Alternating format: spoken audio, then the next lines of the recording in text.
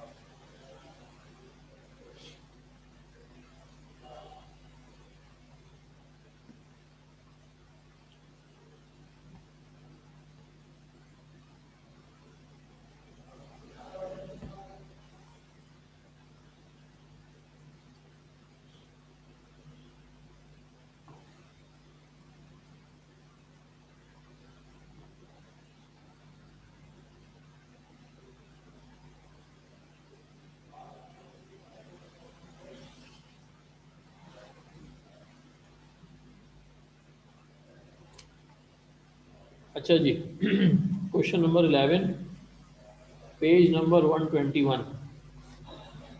देखिए बेटा, सवाल के अंदर कहा जा रहा है show by ray diagram the rays use for the formation of images by concave mirror. Concave mirror मैंने आप लोगों को लास्ट टाइम जो है पढ़ाया था। कॉन्केव मिरर ऐसा स्फेरिकल मिरर होता है जिसकी ये जो इनर साइड है, इनर साइड जो है वो क्या हुई होती है, पॉलिश हुई हुई होती है। सही है, यानी लाइट जो है वो क्या होती है, ऐसे आके टकराती है और यहाँ से जो है वो रिफ्लेक्ट हो जाती है इसके अंदर वाले पार्ट से। और जो कॉन्वेक्स मिरर होता है देखें वो कुछ इस तरीके का होता है। इसकी ये बाहर वाली साइड जो है, ये वाली साइड जो है वो क्या हुई हुई होती है, पॉलिश हुई हुई होती है। सही है। तो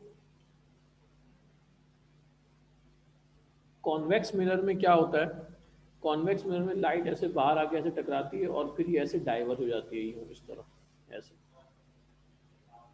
सही है। और कॉन्केव मिरर में क्या होता है, लाइट एक जगह पे आके जमा हो जाती है।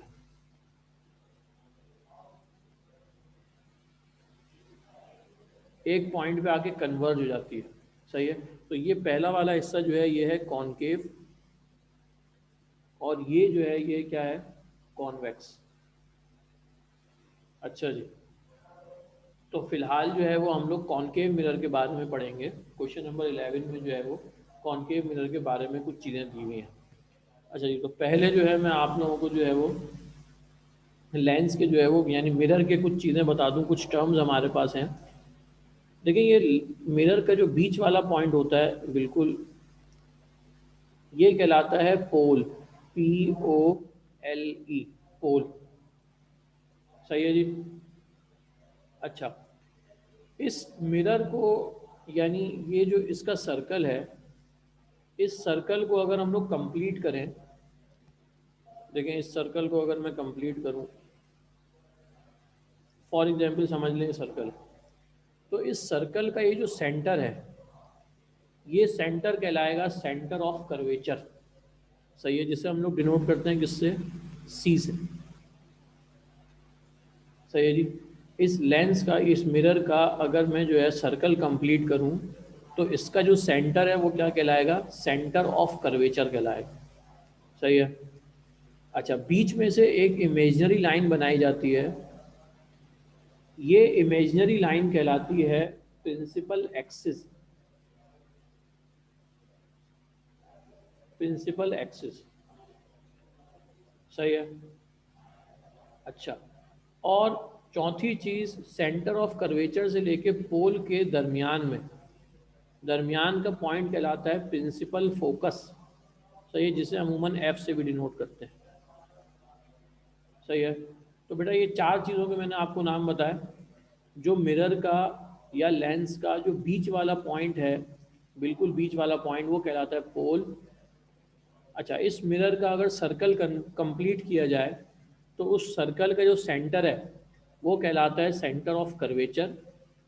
इसी तरीके से सेंटर ऑफ कर्वेचर से लेकर पोल तक के दरमियान का फासला, यानी अगर सेंटर ऑफ कर्वेचर और पोल के दरमियान में एक पॉइंट बनाया जाए, एक डॉट बनाया जाए, तो वो पॉइंट जो है वो क्या कहलाता है, प्रिंसिपल फोकस या फोकस कहलाता है।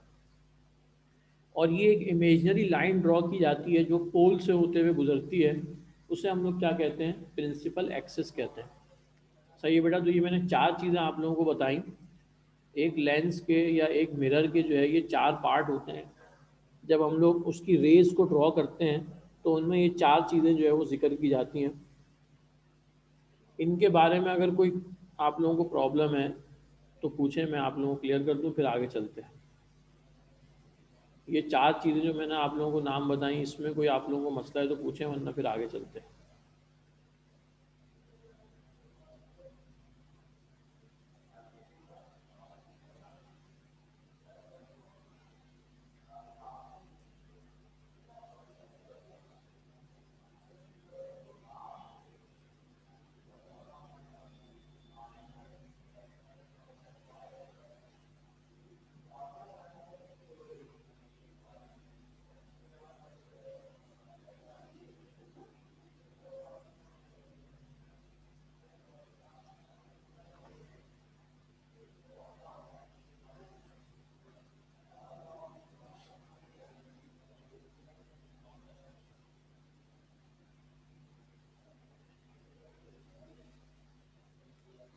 चले बेटा, आगे की तरफ चलते हैं। क्वेश्चन नंबर 11 अब देखें, मैं आप लोगों को समझाता हूँ।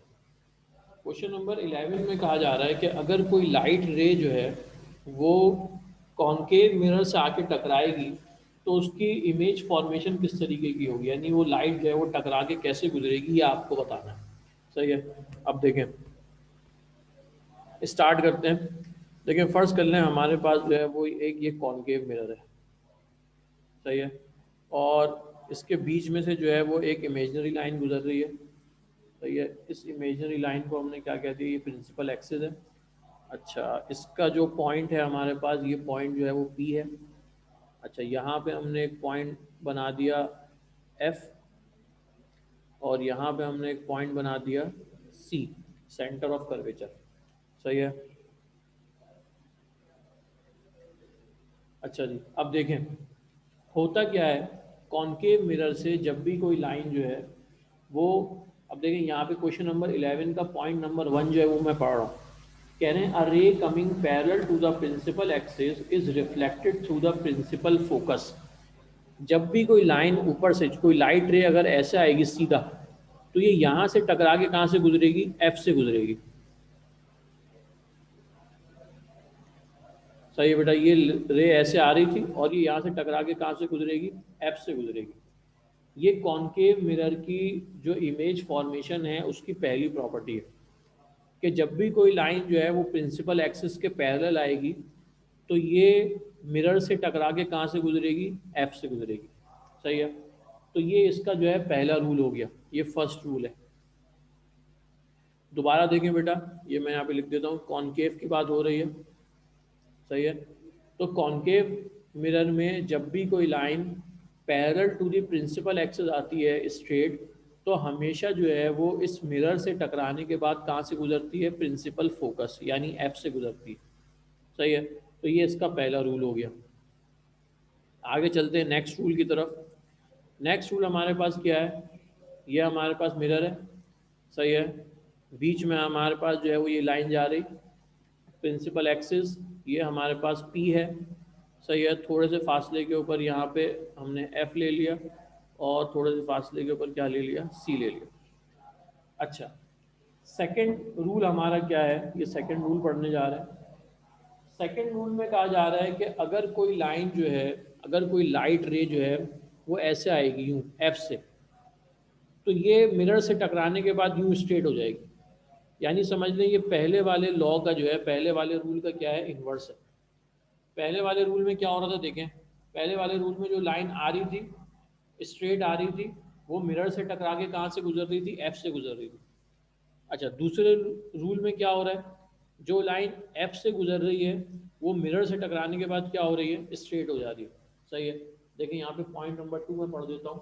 पॉइंट नंबर 2 में कह रहे हैं, a ray which is coming through the principal focus is reflected parallel to the principal axis.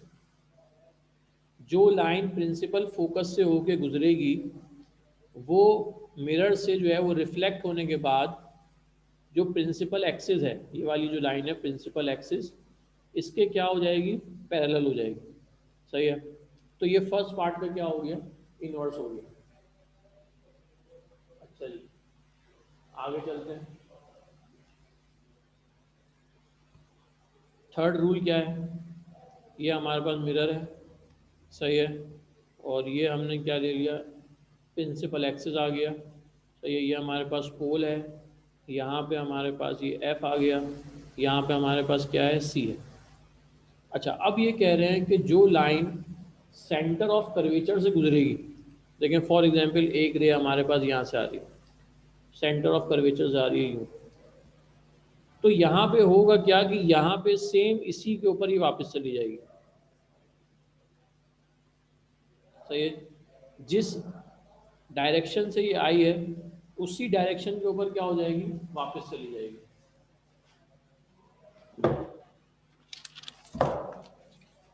सही है जी। तो ये हमारे पास जो है वो थर्ड रूल हो गया।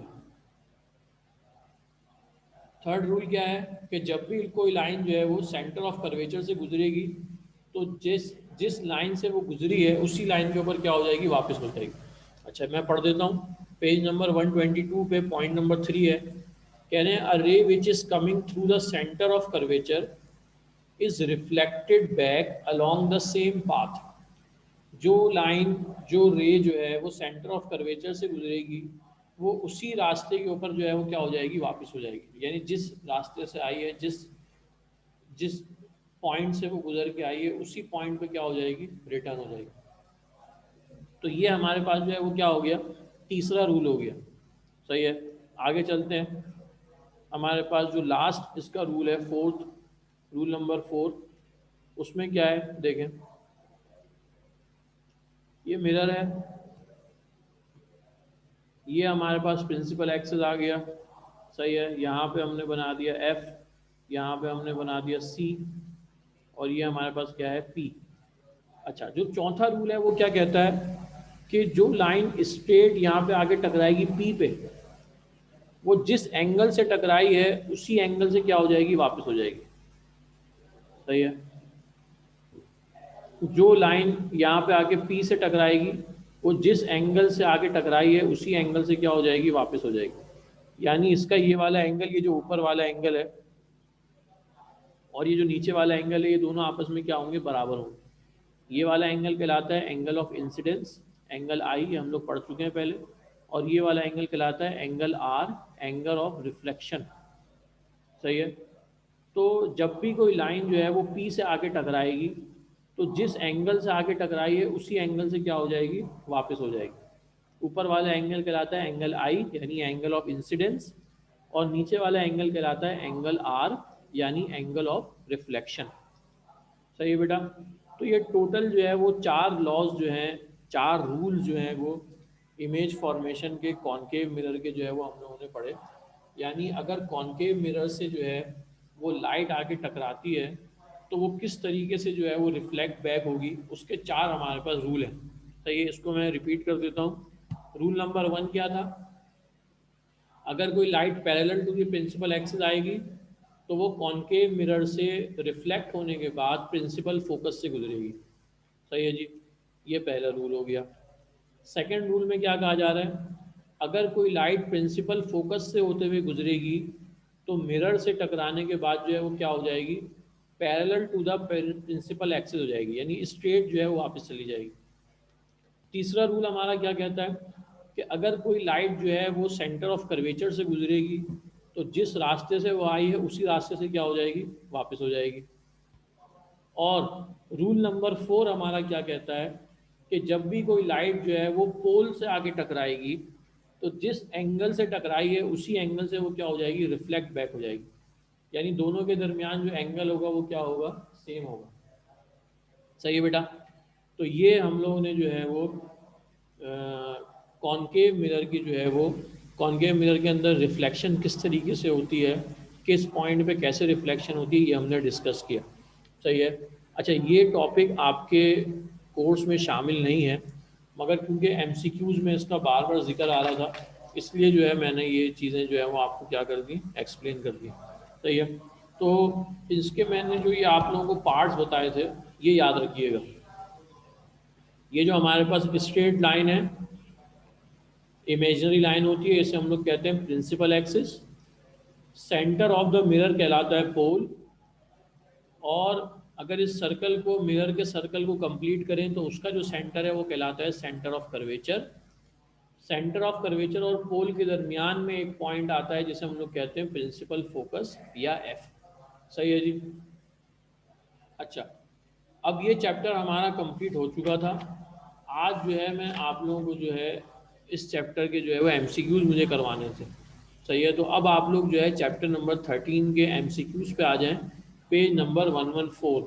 उससे पहले जो मैंने अभी जो टॉपिक आप लोगों को समझाया, उसमें कोई मसला है तो पूछ लें बेटा।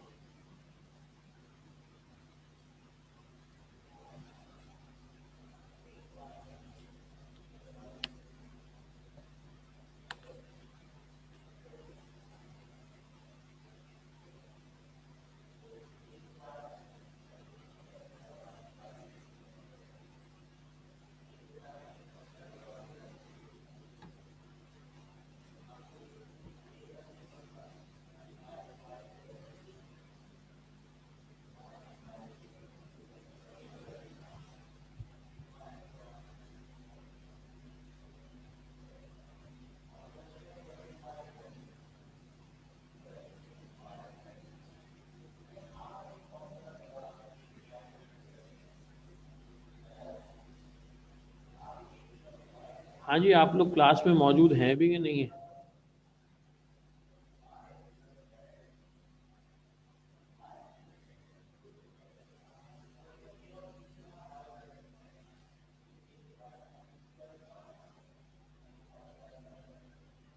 चलें जी, फिर एमसीक्यूज करते हैं। तो एमसीक्यूज के ऊपर आ जाते हैं। अब देखें पेज नंबर 114। अब देखें पहला जो हमारे पास है, कह रहे हैं the distance between pole and focus is known as. तो बेटा इसका आंसर है फोकल लेंथ। सही है। जो ये हमने पढ़ा था, ये एफ से लेकर पी तक का जो फासला है, ये कहलाता है फोकल लेंथ। फोकल लेंथ, ये हम लोगों ने न्यूमेरिकल में पढ़ा है। सही है। तो पहले का आंसर हमारे पास क्या आ जाएगा, 1 का आंसर क्या आ जाएगा, सी। ये हम लोग क्या कर रहे हैं, एमसीक्यूज कर रहे हैं। सही है, ये मैं लिख देता हूँ ऊपर।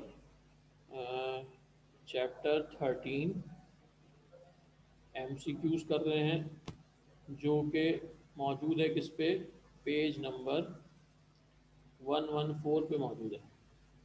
सही है जी। तो 1 का आंसर हमारे पास क्या आ गया, सी आ गया। अच्छा जी, आगे चलते हैं। सेकंड में कह रहे हैं if P is equal to 30 and Q is equal to 60, then M is. बेटा ये M जो है वो क्या था, मैग्निफिकेशन था। और मैग्निफिकेशन का फॉर्मूला आप लोगों को क्या पढ़ाया था, Q अपॉन P।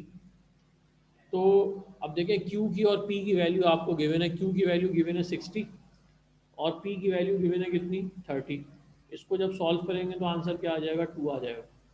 तो इसका मतलब जो 2 है, एमसीक्यू नंबर 2 है, उसका आंसर क्या है, बी है।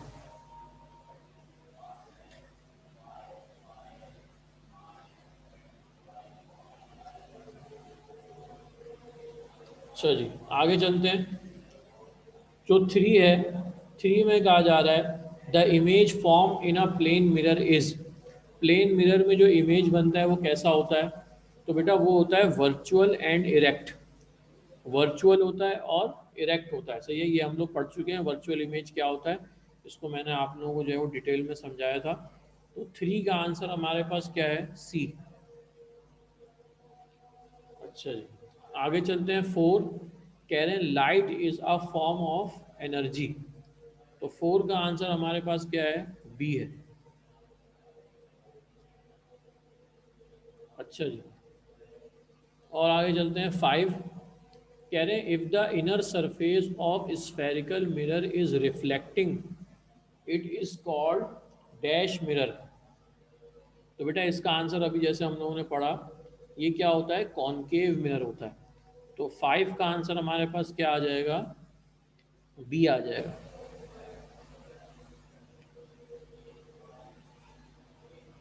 श्योर जी।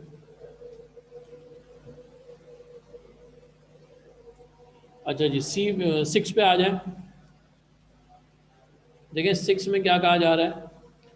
6 में कह रहे हैं all the rays parallel to the principal axis falling on a concave mirror pass after reflection through its principal focus। सही, ये जो हमने रूल नंबर 1 पढ़ा था, ये वो रूल नंबर 1 की बात कर रहे हैं कि प्रिंसिपल एक्सिस से पैरेलल जो रे आएगी वो टकराने के बाद, रिफ्लेक्शन के बाद कहाँ से गुजरेगी? प्रिंसिपल फोकस से गुजरेगी। तो 6 का आंसर हमारे पास क्या आ गया है? बी आ गया। अच्छा जी, 7 पे आते हैं। देखिए 7 में थोड़ी सी जो है वो मिसप्रिंटिंग हुई है। इसमें आंसर जो है वो ऊपर लिख दिया है इन्होंने। ये होना इस तरीके से चाहिए था, the principle of pin hole camera is के बाद डैश होना चाहिए था। सही है। तो ये इसके बाद जो लिखा हुआ है ये इसमें आंसर है, यानी light travels in a light rays travel in a straight line. और नीचे ए में यही आंसर दिया हुआ है, तो इसका आंसर यही है। तो 7 का जो आंसर हमारे पास है वो क्या है? ए है। अच्छा जी, 8 पे आ जाए। कह रहे हैं when ever a ray of light comes back into the same medium after striking the surface of other medium this phenomena is called. कह रहे हैं कि जब भी लाइट रे जो है वो टकरा के जिस मीडियम से जा रही थी उसी मीडियम में वापस आ जाए तो उसे हम लोग क्या कहते हैं?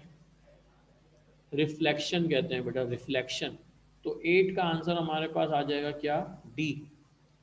अच्छा बेटा मरियम, 6 में आप क्या पूछ रही हैं? 6 का आंसर मैंने क्या बताया आपको? बी बताया।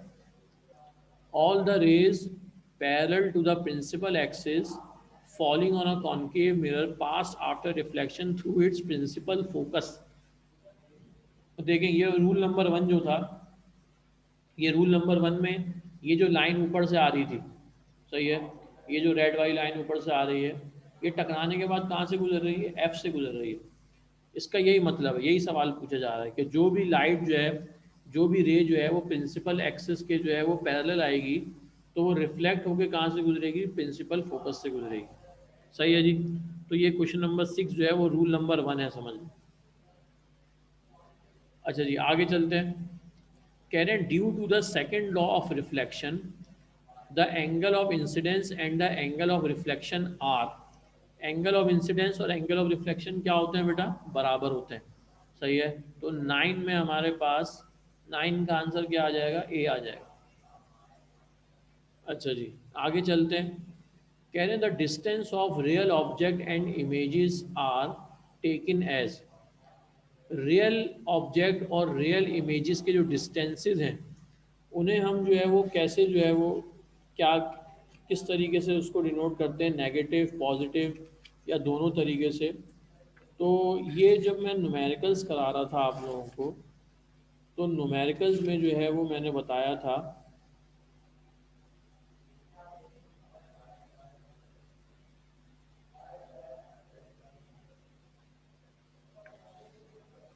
कि रियल ऑब्जेक्ट, ये रियल इमेजेस जो होती हैं हमारे पास, सही है, रियल इमेज हमारे पास कब बनती है और वर्चुअल इमेज हमारे पास कब बनती है?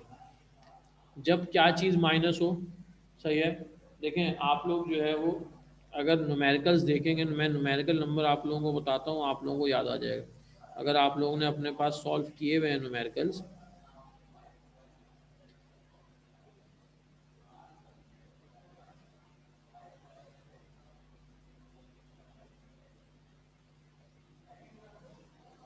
तो बेटा वर्चुअल इमेज में ये क्या होता है, नेगेटिव होता है। ये देखें, ये हमने किया था न्यूमेरिकल नंबर 7 में, सही है। जब आपके पास वर्चुअल इमेज होगा तो जो आपकी इमेज होगी, ऑब्जेक्ट डिस्टेंस और इमेज डिस्टेंस, वो क्या होगा, नेगेटिव होगा। और जब रियल होगा तो क्या होगा, पॉजिटिव होगा। तो अब देखिए इसके मुताबिक 10 का आंसर हमारे पास क्या आ जाएगा, बी। 10 का आंसर बी आ जाएगा और 11 का आंसर क्या आ जाएगा, ए आ जाएगा। सही है जी। द डिस्टेंस, दोबारा पढ़ देता हूँ, point number 10, MCQs number 10। The distance of real object and images are taken as positive, the distance of virtual object and images are taken as negative. अच्छा जी, आगे चलते हैं बेटा। 12, एमसीक्यूज नंबर 12 नेक्स्ट पेज के ऊपर है। कह रहे हैं there are two types of reflection, दो टाइप्स होती हैं रिफ्लेक्शन की। कौन कौन सी होती हैं, रेगुलर और इरेगुलर। सही है, ये हम लोग चैप्टर के स्टार्टिंग में पढ़ चुके हैं। रेगुलर रिफ्लेक्शन क्या होती है, इरेगुलर रिफ्लेक्शन क्या होती है, आप लोगों को मालूम है। तो 12 का आंसर हमारे पास क्या आ गया है, सी।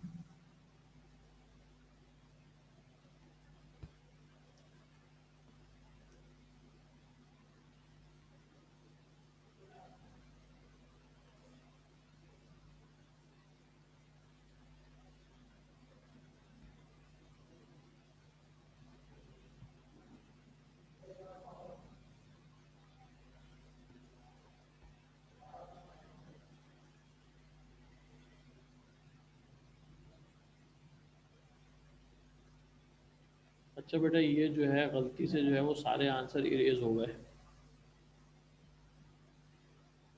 तो आप लोगों ने नोट कर लिए थे या मैं दोबारा लिख दूं यहाँ पे।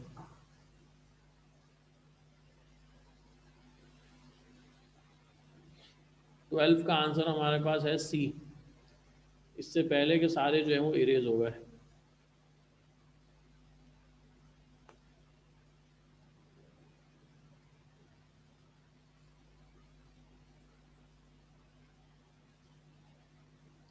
चलें, सही है, मेरे ख्याल से आप लोग साथ साथ टिक लगा रहे हैं, तो आप लोगों को ज़रूरत नहीं है कि मैं दोबारा वो लिखूँ। सही है जी, आगे की तरफ चलते हैं। तो 13 पे आ जाते हैं बेटा। सही है, 13 पे आ जाते हैं। The centre of the spherical mirror whose part is known as, centre को हम लोग क्या पढ़ते हैं, अभी मैंने आप लोगों को समझाया कि सेंटर पॉइंट को क्या कहते हैं, पोल कहते हैं, पोल। तो 13 का आंसर हमारे पास क्या आ जाएगा, ए आ जाएगा। अच्छा जी, 14 की तरफ चलते हैं। The circular diameter of a spherical mirror is called, जो सर्कुलर डायमीटर होता है, सही है, उसे हम लोग क्या कहते हैं बेटा, इसे कहते हैं अपर्चर। इसका आंसर आपके पास आएगा अपर्चर। जो सर्कुलर डायमीटर होता है उसे हम लोग अपर्चर कहते हैं। तो 14 का आंसर हमारे पास क्या आ जाएगा, सी आ जाएगा। 14 का आंसर सी।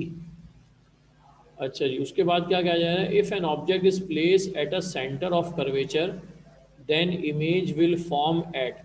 अच्छा, ये जो एमसीक्यूज है ये उस टॉपिक से रिलेटेड है, जो टॉपिक जो है वो आपके उसमें से जो है वो कैंसिल हो चुका है। मगर चले मैं इसका आप लोगों को आंसर बता देता हूँ।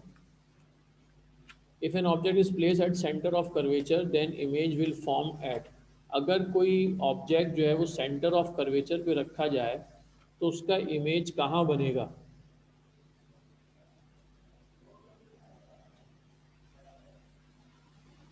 इसका इमेज बनेगा,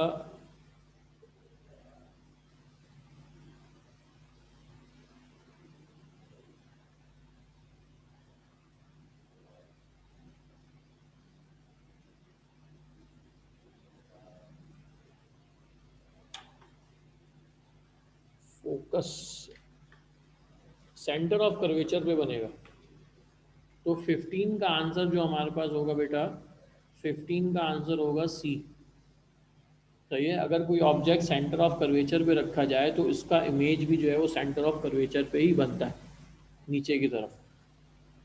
सही है। अच्छा जी 16 पे आते हैं। Distance in between the two ends of the mirror is called. Mirror के दो एंड्स के दरमियान का जो फासला है वो क्या कहलाता है बेटा? ये इसका आंसर भी जो है वो अपर्चर ही है। सही है। डायमीटर आप कह लें या उसके बोथ एंड्स के दरमियान का फासला कह लें तो वो क्या कहलाएगा? अपर्चर कहलाता है। सही है। तो ये दोनों एक ही बात है। जो अभी हमने ऊपर अपर्चर पढ़ा था, डायमीटर और the distance between two ends, ये दोनों एक ही चीज़ें। तो 16 का आंसर हमारे पास क्या है? 16 का आंसर हमारे पास है ए। अच्छा जी आगे चलते हैं। 17, द मिरर फार्मूला, जो मिरर फार्मूला है वो क्या है? 1/f is equal to 1/p plus 1/q, जो हम लोगों ने न्यूमेरिकल्स में इस्तेमाल किया। तो 17 का आंसर हमारे पास क्या आ रहा है? 17 का आंसर हमारे पास आ रहा है सी। चलिए आगे चलते हैं। कह रहे हैं P is equal to 30 centimetre, F is equal to 5 centimetre. Then यहाँ पे थोड़ी सी मिसिंग है। यहाँ पे मेरे ख्याल से Q की वैल्यू आपसे पूछी जाएगी। सही है। कह रहे हैं अगर P की वैल्यू 30 हो और F की वैल्यू 5 हो तो Q की वैल्यू हमारे पास क्या आएगी?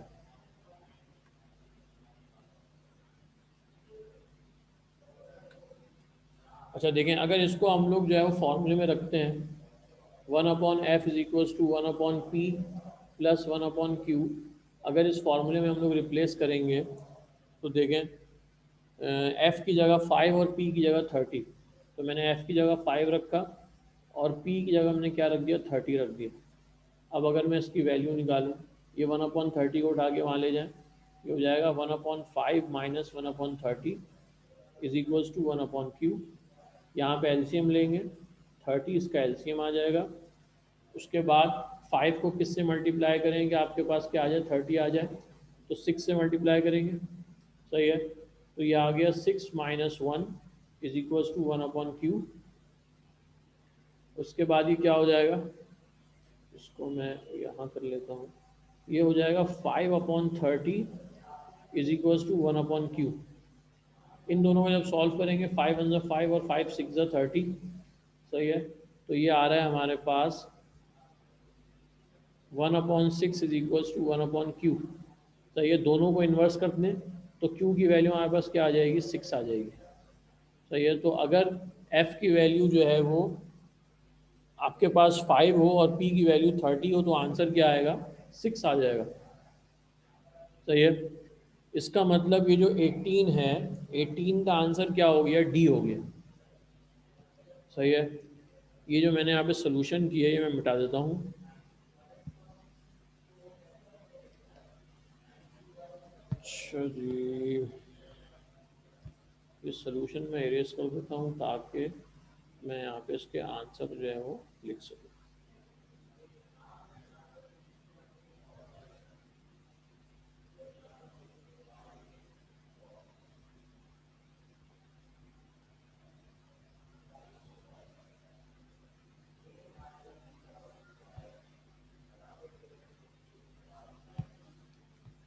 अच्छा जी, तो 18 का आंसर हमारे पास क्या आ गया है? 18 का आंसर आ गया है डी।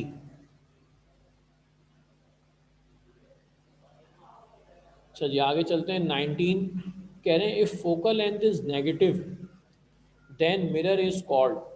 अगर किसी उसके अंदर किसी सॉल्यूशन के अंदर आपके पास फोकल लेंथ जो है वो नेगेटिव आ जाए तो फिर जो है आपके पास जो मिरर है वो कौन सा होता है? हाँ जी बताएं ज़रा। ये न्यूमेरिकल में हम लोगों ने किया था। अगर फोकल लेंथ नेगेटिव आ जाए तो हमारे पास जो मिरर होता है वो कौन सा होता है? कॉन्वेक्स मिरर होता है बेटा। सही है।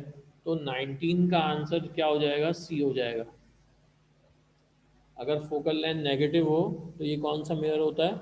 कॉन्वेक्स मिरर होता है। अच्छा, उसके बाद हमने पढ़ा था अगर Q की वैल्यू, इसमें कह रहे हैं 20 में, if Q is negative the image will be. अगर Q की वैल्यू नेगेटिव आ जाए तो इमेज कौन सा बनता है बेटा? वर्चुअल बनता है, सही है।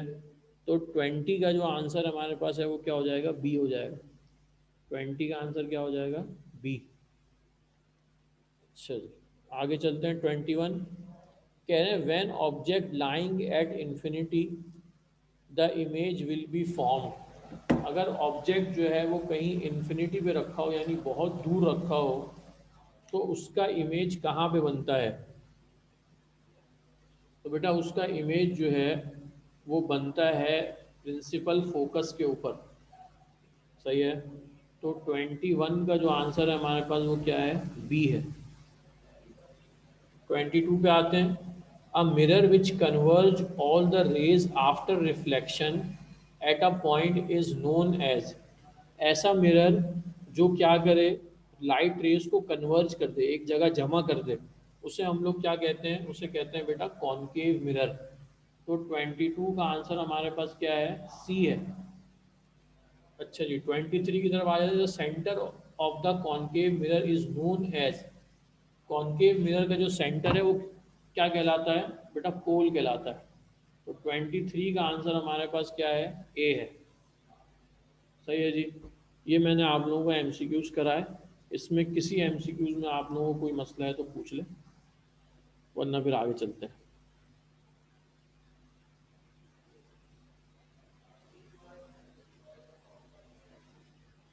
किसी का किसी कोई एमसीक्यूज अगर आप लोगों का मिस हो गया है और वो यहाँ पे नहीं है।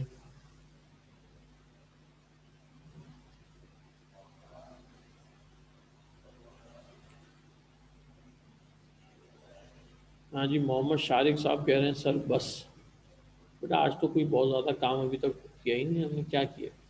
अभी तो मैंने सिर्फ आप लोगों को 4 रूल समझा है और एमसीक्यूज किए बस, और तो कुछ नहीं किया अभी तक।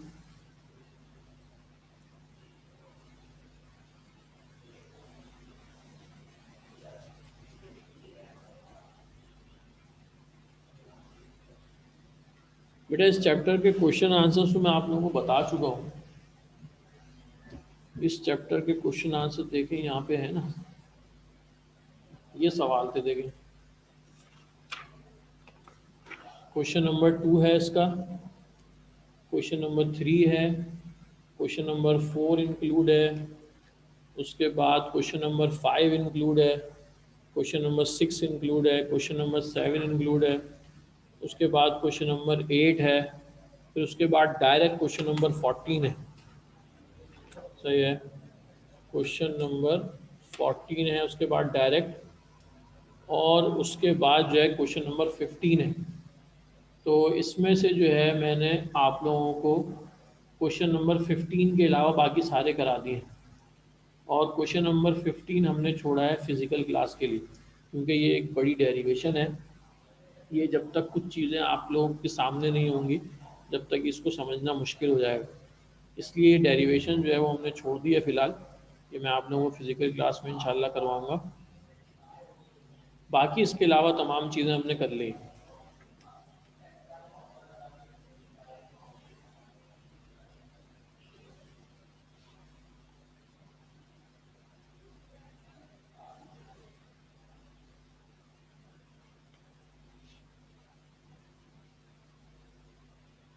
अच्छा जी, कुदामा अहमद कह रहे हैं चैप्टर नंबर 12 के निशान अभी लगवा दें। बेटा चैप्टर नंबर 12 के निशान तो मेरे ख्याल से मैंने लगवा दिए थे आप लोगों को।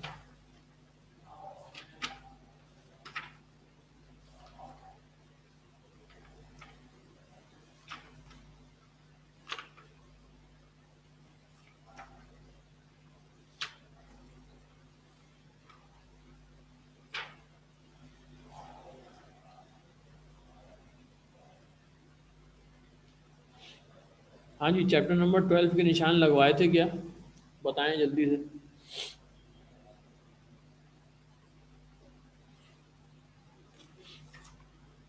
अच्छा, शारिक भी कह रहे हैं कि नहीं लगवाए।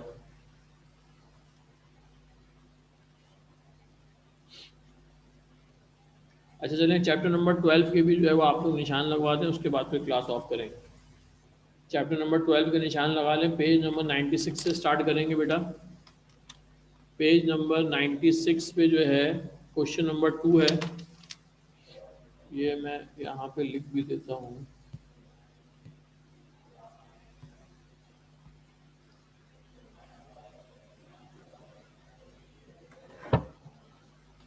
ये चैप्टर 12 की बात हो रही है। चैप्टर 12 में हमारे पास जो है वो क्वेश्चन नंबर 2 है।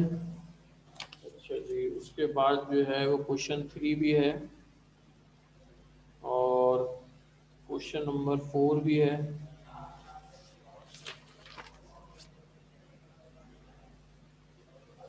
उसके बाद ये क्वेश्चन नंबर 5 जो है ना बेटा, ये नीचे वाला सवाल है।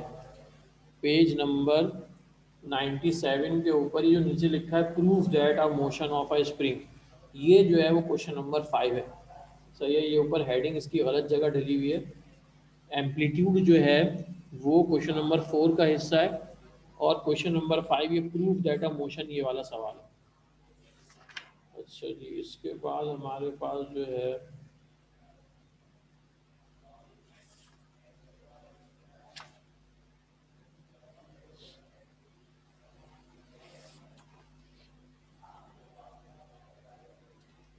क्वेश्चन नंबर इसके बाद 10 है। 5 के बाद क्वेश्चन नंबर 10 है, क्वेश्चन नंबर 11 है,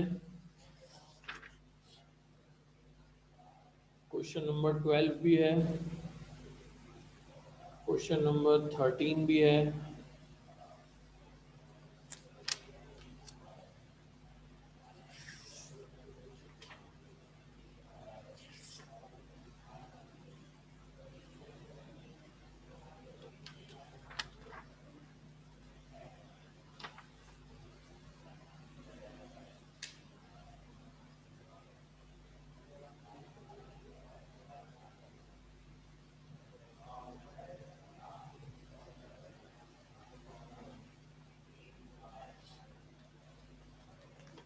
चलिए इसके बाद जो है वो क्वेश्चन नंबर 19 है।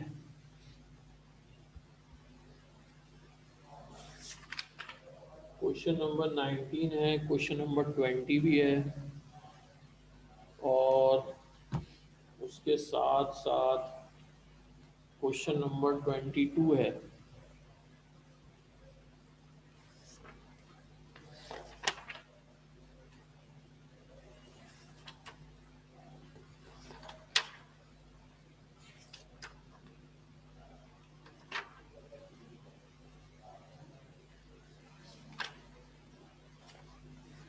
बस बेटा ये सवाल आता है।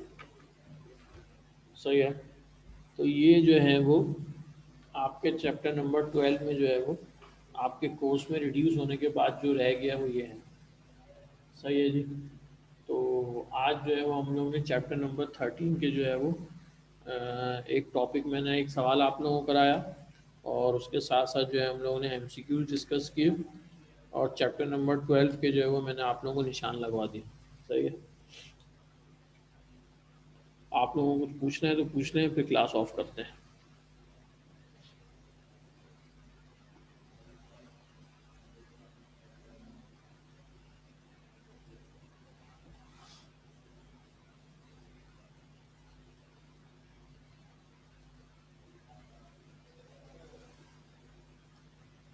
चलें बेटा, कल इंशाल्लाह जो है हम लोग चैप्टर नंबर 14 स्टार्ट करेंगे। अल्लाह हाफिज़।